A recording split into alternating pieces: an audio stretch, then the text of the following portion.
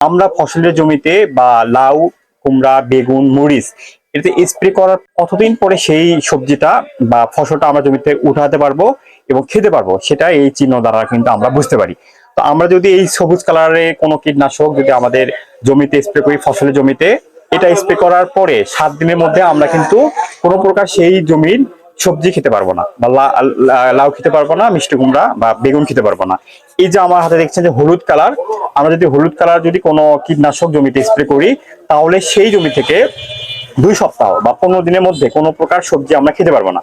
তৃতীয়ত, এখানে একটা নীল কালার দেখছেন, নীল কালার মানে হচ্ছে আমরা 21 দিনের মধ্যে এই জমির কোনো প্রকার সবজি ফসল আমরা উৎপাদন করতে পারবো না এবং খেতে পারবো না। এবং আমাদের লাল কালার একটা এরকম কীটনাশক যদি স্প্রে করা যে করি, সেটার পর মেয়াদ থাকে কিন্তু 1 মাস, 30 থেকে 35 দিন। আমরা এই 35 দিনের মধ্যে বা প্রথমে আমরা সবুজ কালার 7 দিন, আমরা হলুদ কালার 15 দিন এবং নীল কালার 21 দিন, লাল কালার 1 মাস, এইভাবে যদি আমরা এই মেনে চলি স্প্রে করার পরে এই চিহ্নগুলো দ্বারা, তাহলে কিন্তু আমরা সেই ফসল আমরা সংরক্ষণ করতে পারবো। আমরা অবশ্যই জমিতে স্প্রে করব, এটা স্বাভাবিক। স্প্রে করা মানেই যে আমরা সঙ্গে সঙ্গে উঠায় খাবো, এটা কিন্তু করতে পারবো না। আমরা অবশ্যই চেষ্টা করব এই যে আমাদের সবজি যে ডোজ গুলো মেনে চলার।